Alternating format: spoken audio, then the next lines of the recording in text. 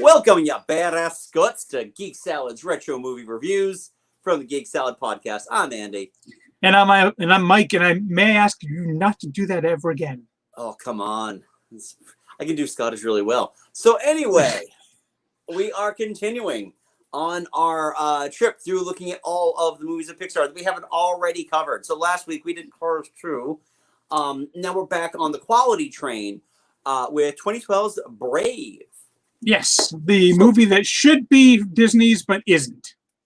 I have long suspected that the day that they were going to start work at Brave, a number of Disney animators went to the Disney animation studio, and a number of Pixar animation animators went to the Pixar animation studio, and then they were told, you're going to the other office to work on this project. And then they sent both of them over because in the same year that they released Brave, they also released Wreck-It Ralph, which is kind of like the most Pixar Disney movie ever. And this is the most Disney Pixar movie ever. It is recognized as having a Disney princess, even though technically speaking, she kind of isn't, but it's that Disney semantics that we love all so well. Yes, yeah, it's called the switcheroo. Yeah. And did you see this one in the theater? I did not know. First time I saw it was maybe 4 or 5 years ago. Okay. I did see this in the theater. In fact, this was like one of those, I remember it very distinctly, which, by the way, it's this week, I think it's its release anniversary. Ooh, really? Yeah. I mean, it came out 9 years ago. God, 9 years ago. But this was also the day our friends Stephanie and Adam got married, and that reception was in the evening. So Autumn and I had no kids that weekend, and we actually at that point we only had no kid that weekend, and we went to go see this prior to going to the wedding. Just barely off. It premiered June 22nd. June 22nd. So a week. All right, so I'm off by a week. Still, yeah, we'll film this on June 30th. So yeah. Well, considering Pixar tends to skew its summer releases, yeah, we're kind of going to be in or around. So when we do the next time we do one of these, might be close to the end of the summer. So, I got to admit, I like this movie a lot. This is a very divisive movie for a lot of people. You either really, really love it, or you might take some issue with some of the things. I mean, this is a movie where I don't hate it. I think it's a perfectly serviceable movie. It's fine. I don't think it is anywhere near the top 5 of their oeuvre. But yeah, I mean, it's a solid film. It doesn't really break any new ground, but it also doesn't do anything terribly wrong. So yeah, it's fine. It does its job well. I would say that this is top 10 Pixar, not top 5 Pixar. Yeah, I don't think that's outside realm of possibility. I think on a storytelling aspect, there are times when it seems very obvious that they changed direction mid-flight. Brenda Chapman was the original director on this movie and was fired over creative differences. However, she had done so much of the movie that she not only got co-directing credit for it, she's also the first woman to win a feature animation Oscar for Best Animated Feature. Good for her. She beat out Jennifer Lee by a year. Oh, yeah. Jennifer Lee directed Frozen. Yeah. So, yeah, there is an awful lot I like about this movie. I think Merida is a fun character. I think Kelly MacDonald does a fantastic job voicing her, considering that Kelly MacDonald at that point, I think, was 30. When you can't tell. Right. Well, I mainly remember her first off from Trainspotting, and I think she might have been about 18 at that point. And then we had seen her in Boardwalk Empire. Yeah, Kelly MacDonald is just one of those just actresses. There aren't a whole lot of like prominent keep your accent Scottish actresses out there, and she is one of them. I mean, she does a fantastic job as Merida. I mean, she sells it completely. Yeah. I like the whole. I mean, it's very, very anti-Disney at the point where it's about she's going to fight for her own hand. Yeah. So no one is going to tell her what to do, which I really like. That was primarily, that was kind of like the sub marketing of this movie. Was that Makes this was sense. going to be, this was essentially Mulan. And Yeah. let's be realistic. Mulan comes closest, I think, at that point, fitting that Merida mold of the warrior Disney princess. Yeah. Yeah, I mean, Mulan, Brave, Merida. I mean, Elsa and Anna kind of fall into an entirely different realm type thing. Yeah, well, again, that was another movie that was kind of changed mid voyage as well. There's a missed opportunity to cast Christopher Lambert as Scotsman, like he did in Highlander. Yeah, The most and French they should have Canadian just cast Scotsman. Sean Connery as a Spaniard as well while we're at it, right? Yeah, he played the most French Canadian Scotsman I've ever heard. There can be only one. That's wrong accent, Christopher. What is wrong? Well, considering how many Scots actually do voices, and I'm amazed they didn't get Ewan McGregor for this movie. Quite astounded they didn't get Ewan McGregor for this one. Yeah. They got everybody else. They got Kevin McKidd, who does both. I'm trying to remember which. He was the Klansman with he voiced both the chief and the son. Yeah, Lord MacGuffin and young MacGuffin. MacGuffin, yeah, voiced by the same actor. Kevin McKidd is a very good actor. If you remember, if you ever saw him in Rome, he's fantastic. Oh, well, I remember him most from a show that didn't really do too well, but it was called was it The Journeyman? I think. Okay. It just ran for one season, but I do remember it fondly. Yeah. Billy Connolly as Fergus, I think, is a great. Billy he Connolly might be my favorite character of the entire movie. For me, he'd probably be second favorite, just because the triplets are just so much fun. The triplets are fun. They are a lot of fun, and it's just watching them work was quite a joy. Yeah, get the key. It just turned. So other Scots, I think Robbie I gotta look this up. Robbie Coltrane is in there, yes. Yes. But was he born in Scotland, or is he a No, he's Scottish. He's Scottish, okay. Yeah, from Lancashire. Okay. So yeah, Robbie Coltrane as Lord Dingwall, Craig Ferguson as Lord Mackintosh. Great voice acting. Yes. All around for them. And then the women you've got, as I mentioned, Kelly MacDonald, Emma Thompson. I'm really happy that we got her. Not voice. Scottish, but still, I mean, you can't go wrong with Emma Thompson. Well, she's also, she's the actress that could actually pull off the Scottish accent. Yeah. And Julie Walters as the witch. The witch also has some of my favorite pieces, because that's all the deep Pixar lore just resides in her workshop. Yeah, that one scene alone pretty much creates the entire Pixar verse. Right. Overall, I found that I agree with the complaints that the trailers were very misleading with how the movie was going to present itself. Yeah, I think that's one of the reasons I didn't see it for the longest time. Those trailers were just, I don't know if this is like kind of interesting to me. Yeah. I mean, we went because it looked good. It looked like the kind of thing my daughter would have really dug, and my daughter really does dig this movie. Yeah. Merida is cool because Merida uses weapons. Merida actually is capable with a bow. Except a lady doesn't leave their bow on the table. Yep.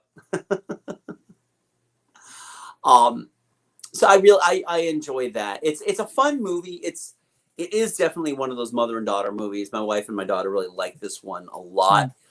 It is one of the few later day Pixar movies too that doesn't really need to tug that hard on the heartstrings. There are a lot of like strong messages of family there, but it's not as like weepy as a Toy Story 3 or a Inside Out.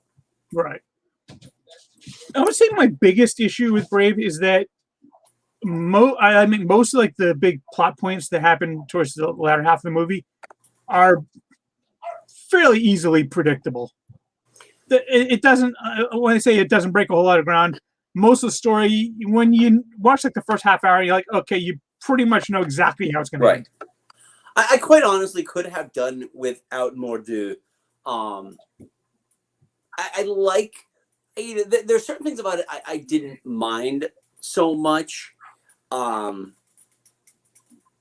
really could have, it's hard to say because it's such a large part of the story that really feels like that was second version writing. And I don't know. And I apologize. I'm just noticing how my hair is sticking up right now because of all the damn humidity. Yeah. Well, that's why I'm wearing a hat. That's why you wear a hat. Okay, I'm going to do this, and I hope this shows up in the thumbnail when you hover your mouse over it and just see this whack ass crap. So, yeah, it's. I'm really just trying to find the words for it because this is a really good movie that I have a hard time explaining why I like it. Do you understand? I know that. Go ahead. No, I mean, it's like, it is a really good movie, and I do enjoy it, but I just find it kind of unremarkable. I mean, nothing about it really stands out. Right. I don't agree when this shows up in bottom tier Pixar. I don't. No. I firmly do not believe this is bottom tier Pixar at all. No. Mainly because there's a dearth of sequels that kind of have earned that right. Yeah. I can think of at least 2 movies that we've already done that would be much lower below it. Yeah. And we're going to be covering a couple more movies in the next. Well, next whenever. Yeah. But I can also agree with people that kind of have mentioned that the plot of this movie, the writers of this movie, none of which were Scottish. They're all kind of they did like the tour, the animated tour of Scotland. Yeah. And it really comes across that most of their inspiration came from like Celtic woman ads. And there's just a lot of that. There is a little too much of the Mike Myers, filthy Scotsman type of humor in there. Not as bad and not as just unfunny as the Mike Myers stuff. I mean, it works, but it's a little like a toe over the line. Right. I enjoy the characters a lot. The whole was all gonna fight now. I mean, we're getting into like groundskeeper Willie territory, but I do like Merida is the heart and soul of this entire movie, and her relationship with her mother is really what brings this whole thing together. Yeah. It's that, and just Fergus is I love Fergus a lot. Stereotype or no, there's so many great things about that. The fact that the dogs keep gnawing on his wooden leg, he tells the same story over and over again. I mean, the relationship between Fergus and his family. I mean, he adores his family, and you can tell it. Oh, absolutely. And it comes across very clearly and very well done. Yeah. I like that a lot. Now, the art direction of this movie is phenomenal. Yeah. Overall, this movie is beautiful to look at. You always hear about the one thing that they innovated throughout the movie, and it was Merida's hair. Quite frankly, that's the most thing that most stands out. Yeah, exactly. Now, when you've gone to either of the Disney parks, have you been to the Merida meet and greet? I've walked past and I've looked into it. Okay. I mean, they decorated it to hell. Yeah. Very, very well done. Excuse me. We've done it twice. One time when Autumn and I went, our Merida was phenomenal. Looked amazing. And you could still tell it was a wig. Mm-hmm. But you just, the way her face looked, the way she got the mannerisms down. Merida's smiles are very slight and very cocky. The second one, the one that my kids got to see, really looked like Vanessa Bayer from SNL with a red wig on. Very large smile, very large features not a great Scottish accent, quite honestly. Mhm. So it was just like such a dichotomy between the two. So I'm hoping going again next year, hopefully that we get a better Merida if that meet and greet is up and running still. Yeah, are any of the meet and greets up and running right now? I have no. Oh, we're also talking about almost a year later. Yeah. So my hope is, I mean, everything else is opening up. Why the hell not? But it's weird because again, it's that whole odd thing that there was this Pixar thing that is set aside at Walt Disney World. Yeah. I mean, yeah, they've got the Buzz Lightyear thing, but Buzz Lightyear is an action figure. You know, fun ride though. Fun ride. No, it is a fun ride, but the fact that they do have a very elaborate meet and greet for Merida, that whole setup is phenomenal. That they've got the tapestries out there. They have the targets hanging from the ceiling. Yeah, I think it's a really cool setup, and it's nice, and it had to have honestly been a request, like the fans just wanted to see more and more of Merida, which is still funny to me because the last couple times we've gone, you can't find Moana anywhere. Moana may be the most popular of the Disney princesses now. Well, we'll probably get more Moana once that World of Water in Epcot opens up. Once the World of Water opens up, and once they reopen the renovated version of Polynesian. Yeah. So very excited about that because Moana is one of my favorites. Love that movie. But yeah, I really enjoy this movie a lot. It's not one of my go-to Pixar, but I do like it a lot, and it's nice because it is something I can watch with the entire family and not, I have to be like, okay, so Autumn's gonna sit in the other room while we watch this movie and try to keep the volume down so she doesn't hear the sadness.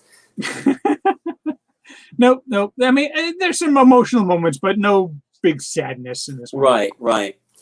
This movie was also scored by Patrick Doyle, which is interesting because at this point in the Pixar filmography, they really have their stock composers. By this point, they were well deep in with Giacchino at this point. You know, they were still using Randy Newman a lot.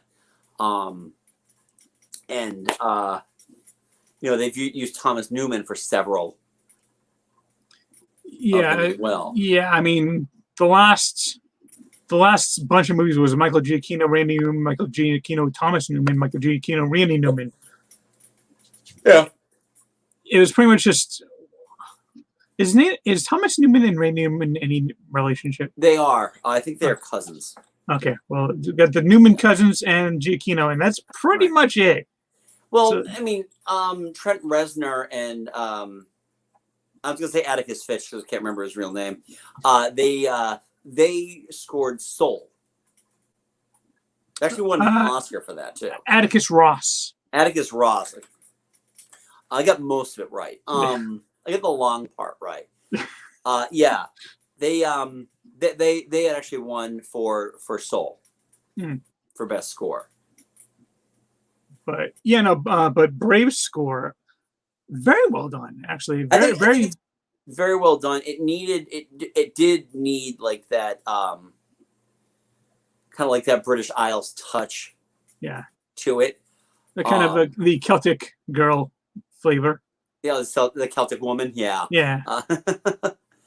But I think it works for this. I don't think anything really stands out, but I will take this over, the Braveheart score and everything that kind of like the James Horner stuff that followed it, because everything at that point was just repeating Braveheart. Yeah. And I must say, "Touch the Sky" is. I like the "Touch the Sky" song way more than I like the movie, and I still really like the movie a lot. Yeah, that song is amazing. No, it is. It's a good song. It is a really good song. So, all in all, this is a fun watch. If you haven't watched it yet, if you got a kid, definitely show it to them. Very little. It's very interesting because there's a little bit of a couple of scares in this movie. Yes. Mordu is kind of scary. Yeah. Very little actual violence though. Yeah, not too much actual fighting. Yeah. That that was like, whoa, okay, we're doing that now. Yeah. But, hey, you know what? It fits their characters.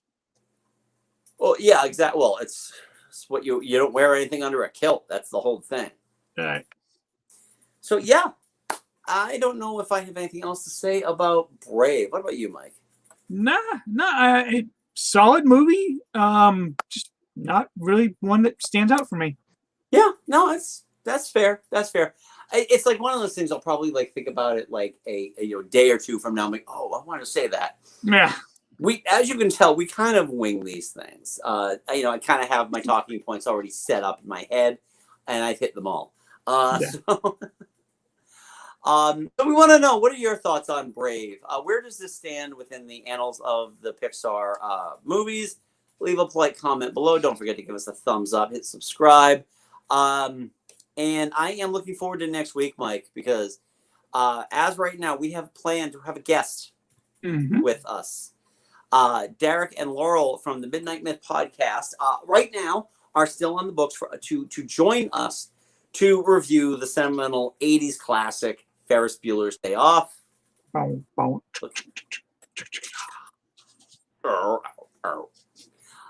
Yeah. It's a fun movie. We can get into that. It's, well, honestly, it's the least problematic of John Hughes's movies. And it's still pretty friggin' problematic, but Weird Science. Oh, you don't think Weird Science is problematic? No, I think it's problematic. I just think it's not as problematic as something like Breakfast Club. Breakfast Club, 16 Candles. I already went. Oh, 16 Candles. I used to love that movie. Yeah, no, but at Ferris Bueller's Day Off, there are thoughts and there are myths and there are legends, and we will get into those next week. Yes. So, if you're not already familiar, Mike and I host a little podcast called Geek Salad. You can check us out wherever you get your podcasts, iTunes, Spotify, and Stitcher. We are also on the social medias, most active on Twitter at Geek Salad Radio, but we are also on Facebook at Geek Salad Podcast. Share this video with your friends. Let them know we're here. We're touching on all of the Pixar movies. Eventually, we'll get to Luca, but that will take a while to do. Yes, it will. So, all right. Well, anyway, folks, thank you for sticking with us for such a short episode. And until next time, I'm Andy. And I'm Mike. Go forth and be nerdful. We'll talk to you later.